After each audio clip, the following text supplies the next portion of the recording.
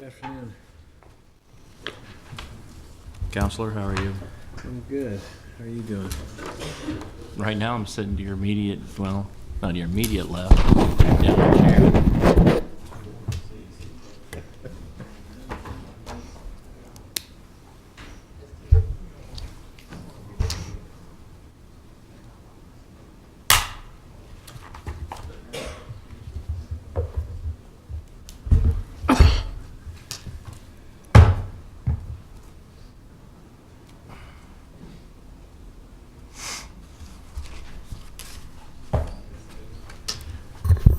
Okay, let's go ahead and get started with the agenda for the West Haymarket Joint Public Agency. My name is Chris Beitler. I'm here as a member of the board, and Regent Clare is to my right and Councilman Emery is to my left. I would like to remind people that this meeting is subject to the open meetings law. The open meetings law is posted in the back of the room, should anybody have an interest in taking a look at it. Individuals from the audience are encouraged to testify. We allow 5 minutes for each testimony, and we would ask each person who testifies to identify themselves for the record.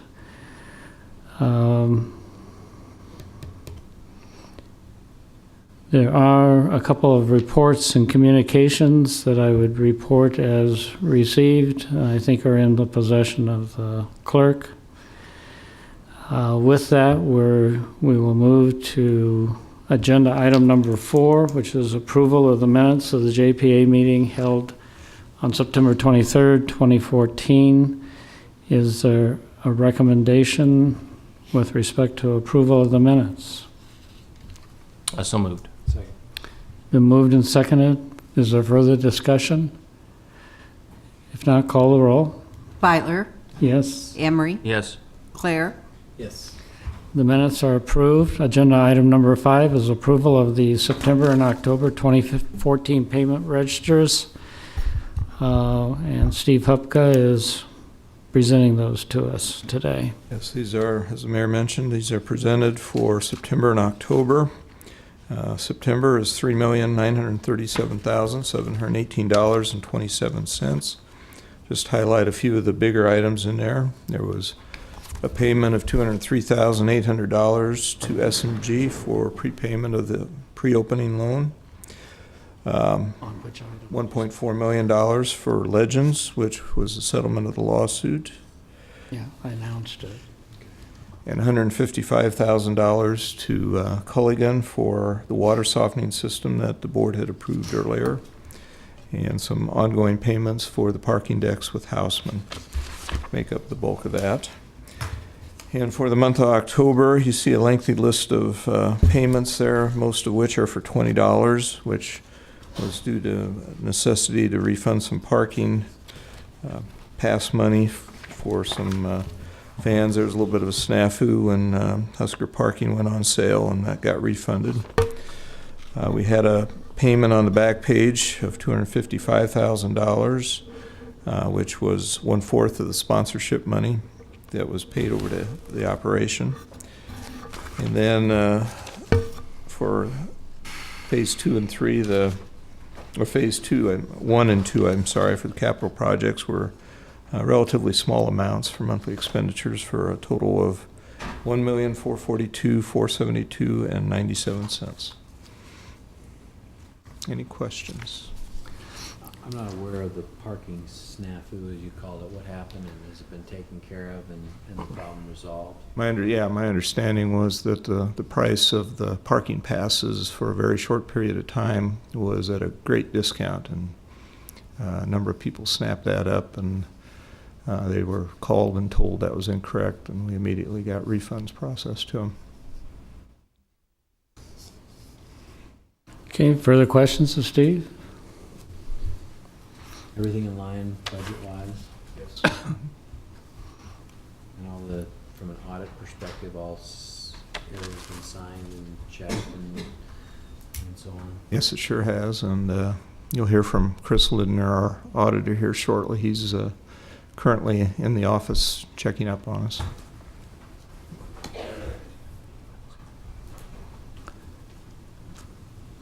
Okay, thank you, Steve. Is there public comment on this particular item? Sorry. If not, is there a motion to approve or otherwise deal with the payment registers? Is there a motion to approve? So moved. Second. Moved and seconded to approve. Further discussion? Call the roll. Beitler, Yes? Emery, Yes. Claire, Yes. September and October payment registers have been approved. And agenda item number 6 is the review of the September and October 2014 expenditure reports, again recited by Mr. Hupka. Yes, this, once again, September and October. These reflect recently adopted operating budget as well as the capital budgets that have been updated. And I think it's nothing out of the ordinary here at all. We're well within budget. Thank you, Steve. Are there questions of Steve? Is there public comment on the expenditure reports? All right, seeing none, no approvals are necessary, so we'll move on to agenda item number 7, which is WH 14-30, a resolution having to do with the letter agreement to engage BKD with respect to audits. And Steve, are you coming up? You want to please give your name for the record and... Good afternoon. I'm Chris Lindner with BKD, here to present the engagement letter to the board. This is the standard engagement letter in accordance with the auditing standards, and being a joint public agency, also the government auditing standards defines the just the relative engagement objectives, scope, auditor responsibilities, auditee, the JPA responsibilities, and then our engagement fees as well, which are in accordance with our 2011 audit proposal. So I'll take any questions you may have, but again, a pretty standard engagement letter that you would be similar to what you've seen in the past. Okay, other questions? Comments? Sure appreciate the work you've done thus far. It's been a good partnership. Thank you. Thank you. Is there public comment on this particular item?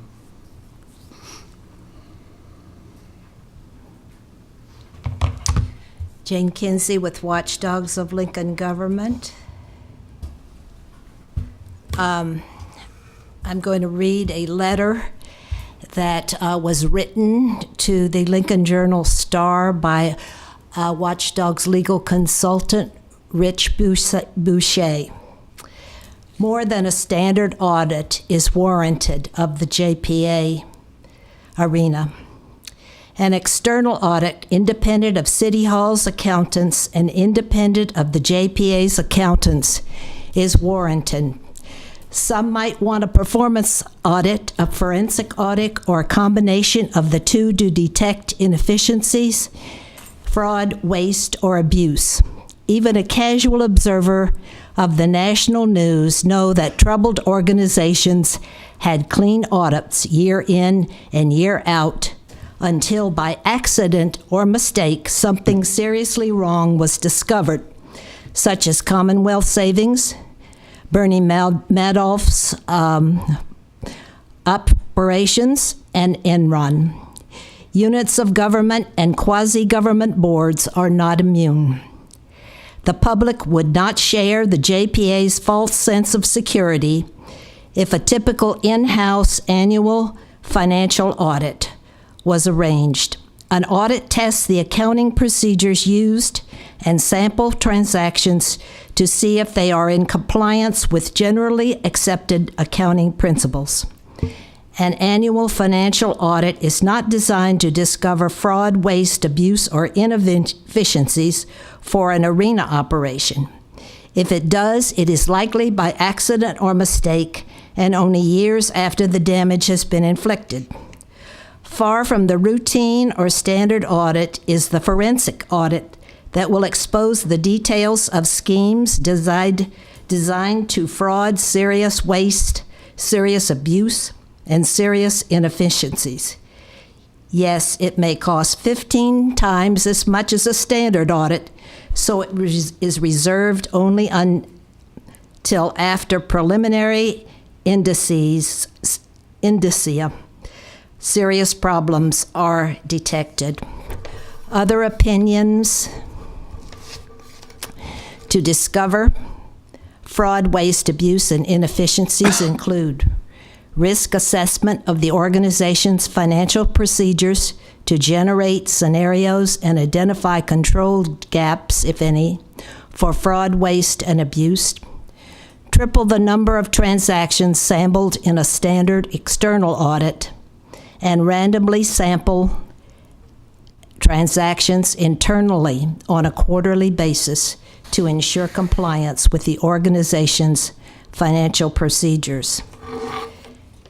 Now, I'm sure there are companies in town that, or out of town, that have no vested interest in seeing that the audit is performed appropriately.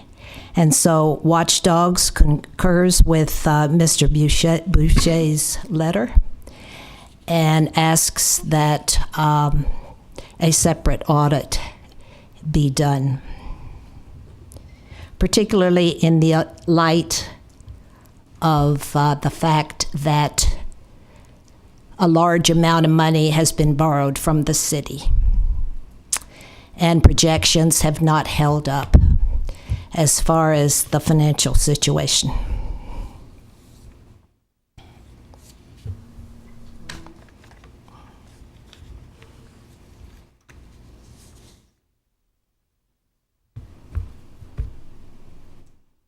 Comments? Did anybody care to comment? I don't know where to start. I'll just pass, thanks. That's why we have BKD Yeah. doing the audit. That's why we engage BKD to do the audit. What? Sorry. That's why we engage BKD to do the audit. You're paying them though, right? Well, they can't do it for free. They have Okay. to, we have to engage them. Well, a paid auditor is not necessarily going to have the objective opinion. I'm sure they're of honorable profession, but as outlined in his letter, there are instances where that has not worked. Well, I don't think Mr. Boucher's idea that we were going to do something else was going to be for free either.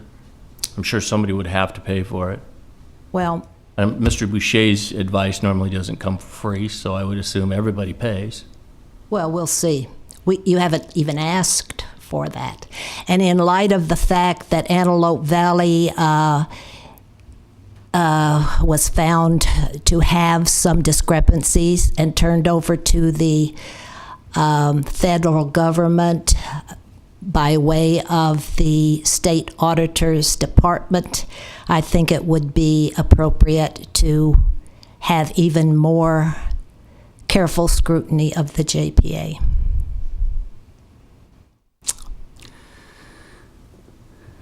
Thank you, Jane, for your suggestions.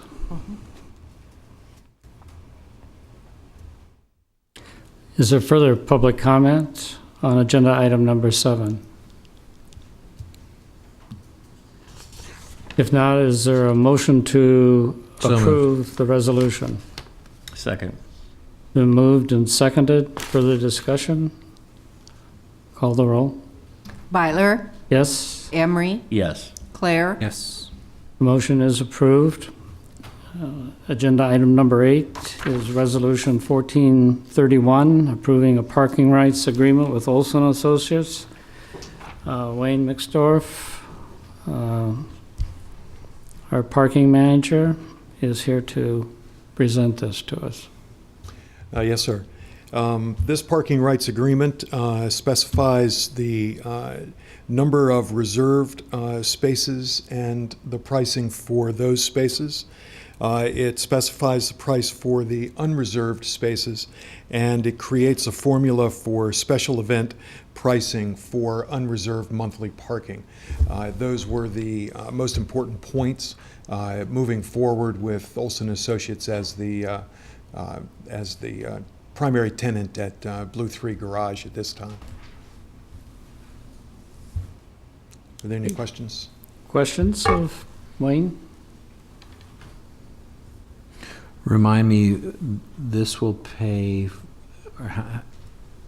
what's the total revenue that this will bring in comparison to the revenue that the garage, independent of Olson Associates, would bring? In other words, this is paying, I think, a fairly sizable percentage of the garage rental. Yes, it is, sir. This is a significant portion of it.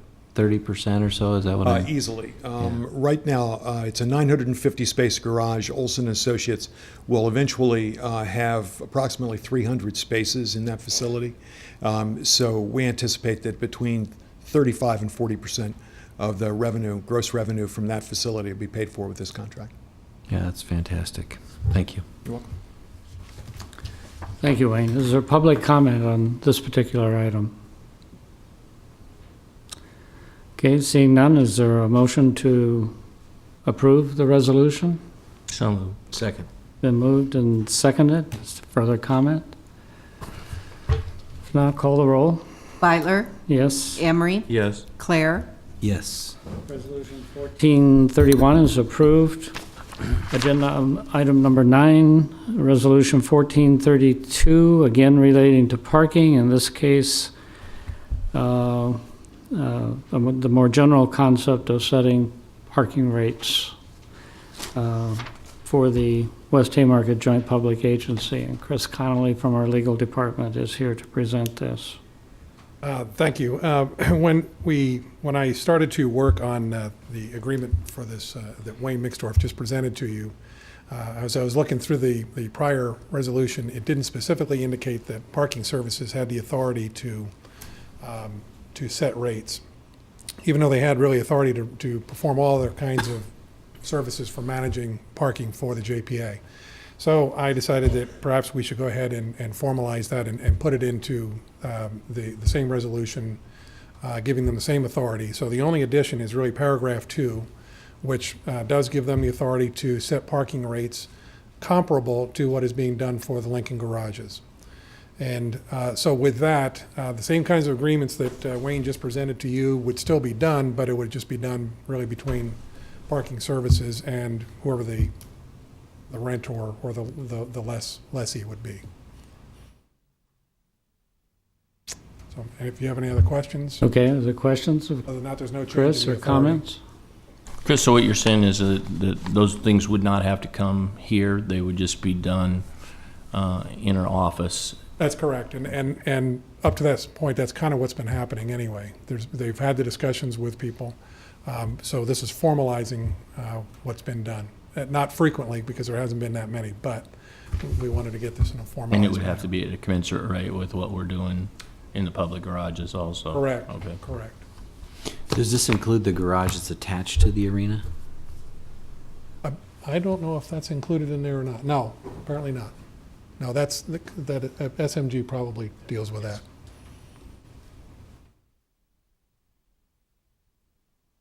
Any other questions? All right, thank you, Chris. Is there any public comment on agenda item number 9?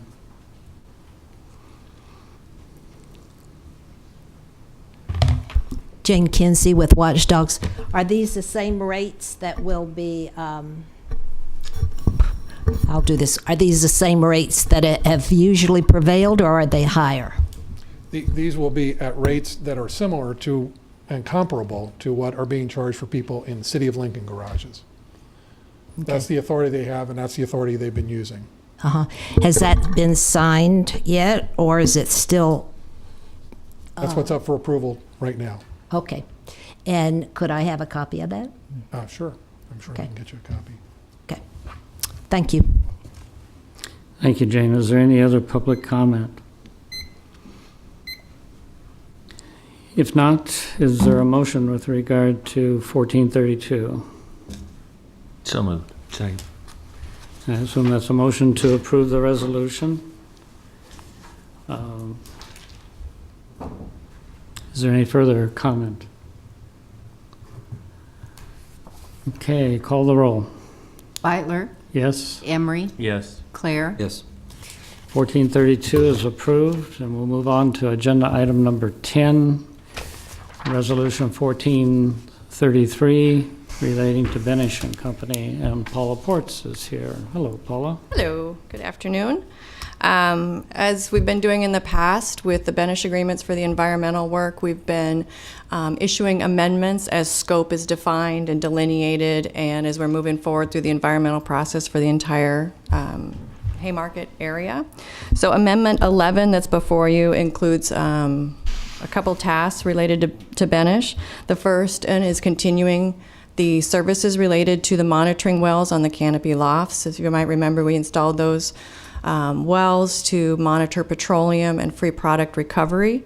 And so we're continue to extend that. The last quarterly report showed small amounts of some petroleum in 3 of the 6 wells. So we're just continuing that monitoring over, until we get either free, clear reports, and the NDEQ agrees that we can no longer continue monitoring those wells. What So is the time period on that again? It's a period of time where you had no incidents of contamination or something? Right, I don't know that off the top of my head, but for so many periods of monitoring that we show no indication of petroleum or free product, then the NDEQ will allow us to close those wells and not continue to monitor them anymore. The purpose of these wells in the first place was to, I mean, they're doing exactly what we set them up to do. isn't it? Exactly what they're doing. And we knew it would be an extended period of time that we'd be monitoring these wells. So this just kind of continues that. Instead of, authorizing, several years of monitoring, we do it as we're moving forward through the process. The second item in here is to continue the investigations of the contamination on the Alter South sites. Again, as we're moving forward through, we've demolished the buildings there. We're working through the investigations to determine what our remediation plans will be in the future. So it continues the investigations. We are now in the process. We're ready to submit our final report for the Alter North sites to the NDEQ and EPA. So this is after our final cleanup was done. We've been through all the processes with NDEQ and EPA. Now we're ready to issue the final report. So this includes that task in their agreement. And then as well as extends the contract date to the end of 2015, because right now it would extend earlier and we need to keep it ongoing while we're continuing the remediation on the Alter South site and of course the canopy lofts monitoring. The total amount of this amendment is $153,192, and this is already included in the budget, so it's just now moving it into their contract amounts, and we recommend approval. Did this come out of the environmental cleanup component of the budget? Yes, we have that whole budget And category. so we finished, initially, we were how much under budget on that cleanup effort, and this adds, this just reduces the amount that we're under budget. Did I say that right? Well, we have a budget for Right. environmental remediation. At this point, we haven't expended all those dollars. Right. As soon as we get through this next round of investigations on the Alter South site, then we will know exactly where we are sitting as far as under that budget amount, but we haven't exceeded that budget to this date yet. Good.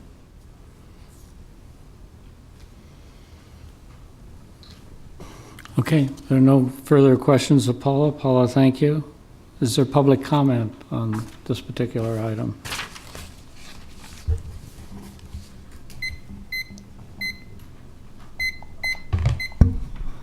Jane Kinsey with Watchdogs. Paula, what is the amount in the budget for it? With our grant funds, we had $7 million. I'd have to go back and get the exact number.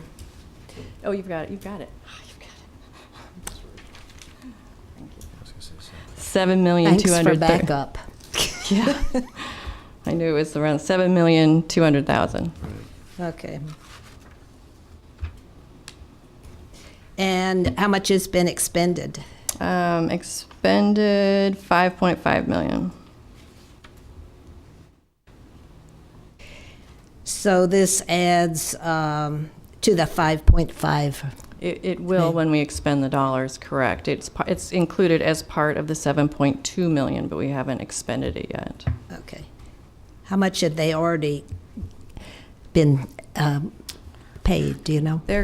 I don't know, their exact contract, their original total was 2.3 million, but we haven't paid them for all of those services. They do have some tasks that they're still working on as well.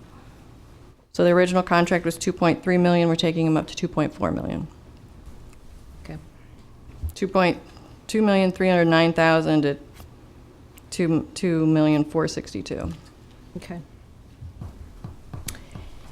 So the other, does this include the grant, the Brownfield grant? Yes, that's included in the 7.2 million. Okay. Thank you. Is there any other public comment on agenda item number 10? If not, is there a motion to approve the resolution? So moved. Second. Then moved and seconded. Is further discussion? Call the roll. Beitler, Yes. Emery, Yes. Claire, Yes. 1433 is approved. Next agenda item is WH 1435, a resolution with respect to parking rights agreement between the city and the joint public agency regarding the use of the West Depot parking lot. Again, we have Adam. You get me, Adam Holbeinert with PC Sports. WH 14-35 is an extension of an agreement we've had with parking services for the last, I think, 2 years now, for some lots mainly south of O and north of N Street between Pinnacle Arena Drive and Canopy Street, and also a little chunk just south of the Oscar Building. It was some surface lots that we originally went over and kind of tried to make up some of the Lumberworks parking for parking services with that lot. And as part of that, the parking services pays the JPA $3,500 a month, but they also take care of all of the parking lot area. And that includes the BNSF parking lot. They, all maintenance required with that, so snow removal of that lot, the contractor parking lot, which we used heavily during construction. So they helped remove snow whenever it would snow there. And they also use it to sell for games and also monthly parkers. So that's kind of the joint agreement there. We're looking to extend it as well as change some of the language in here to potentially, I guess, with the proper notice, I think it's 30 days to cancel it if need be for development, if development would happen on one of those properties.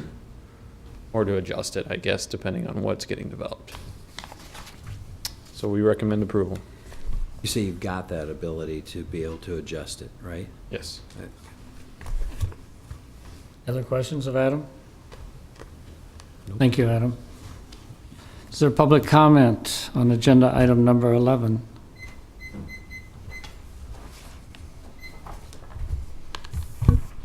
Jane Kinsey with Watchdogs.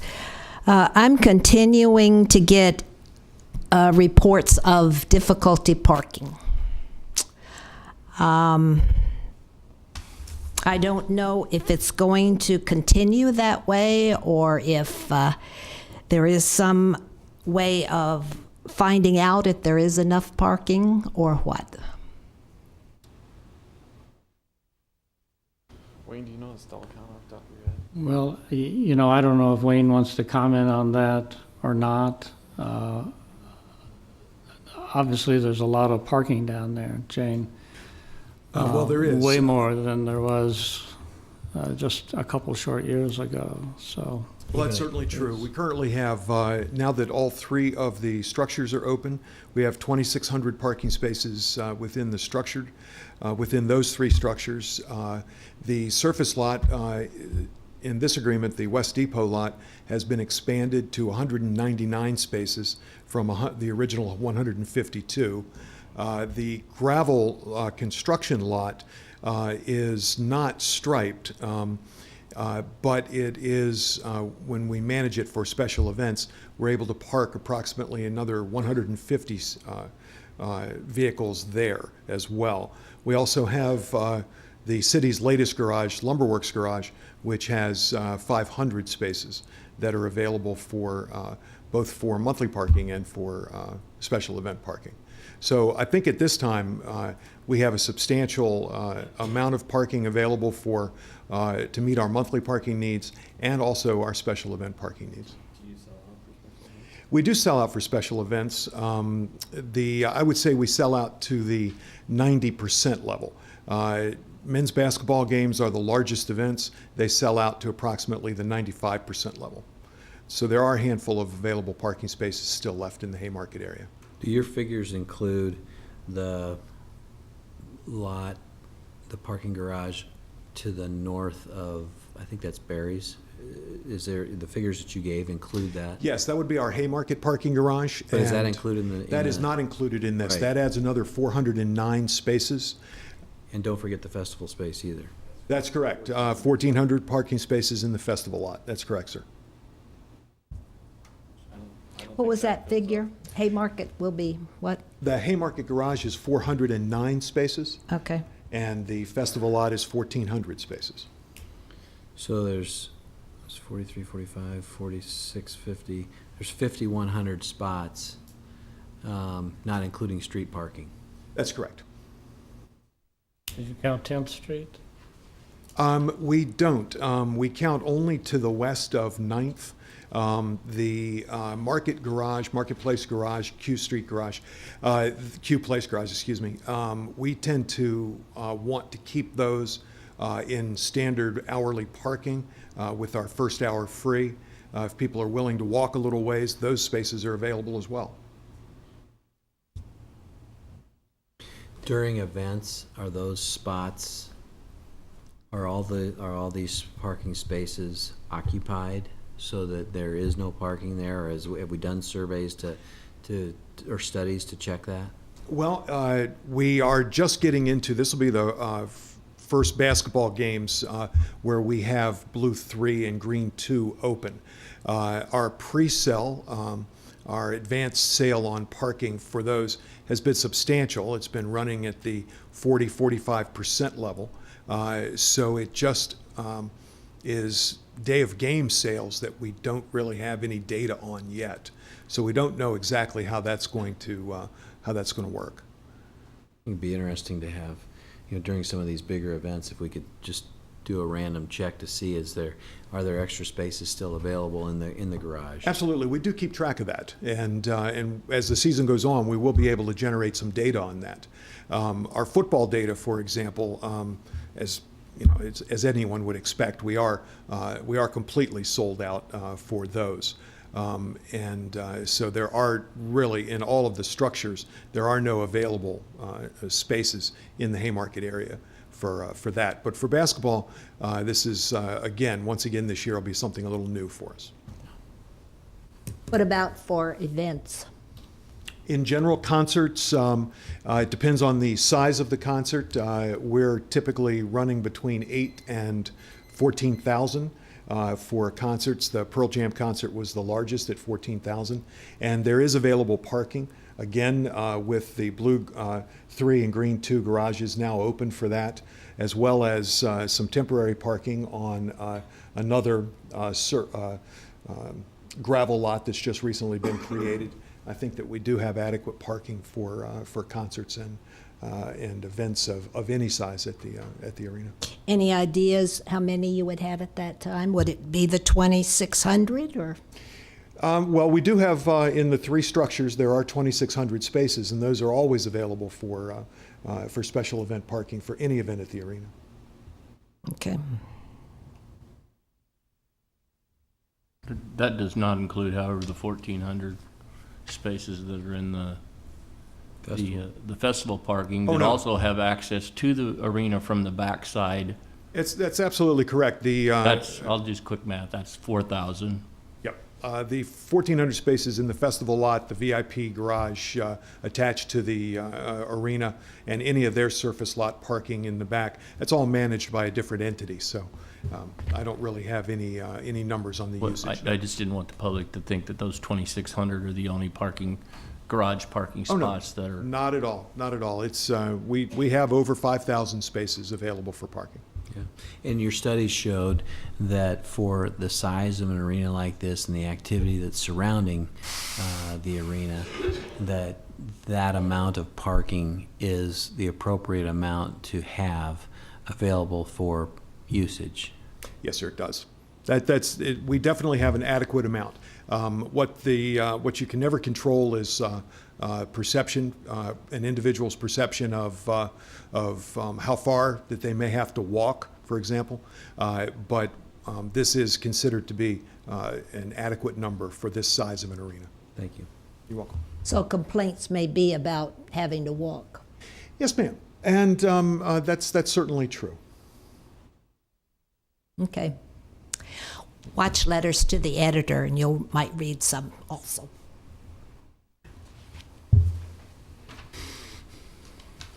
Is there any other public comment? If not, is there a motion to approve WH 1435? So moved. Second. Moved and seconded. Further comment? Call the roll. Beitler, Yes. Emery, Yes? Claire, Yes. 1435 is approved, and the last resolution for the day, WH 1436, regarding change order 3 to the contract between the JPA and Hawkins Construction Company.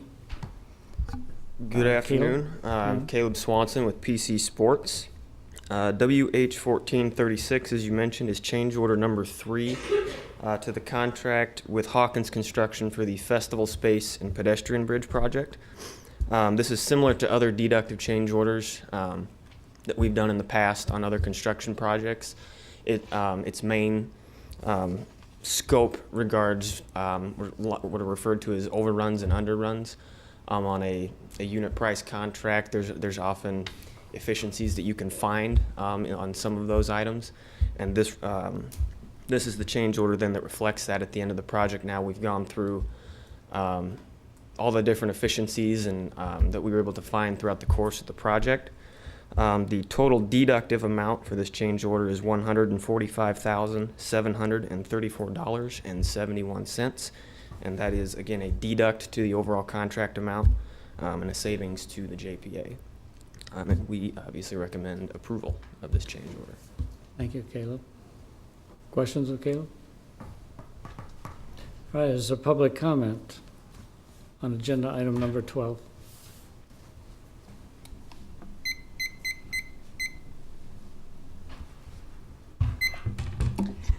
Jane Kinsey with Watchdogs.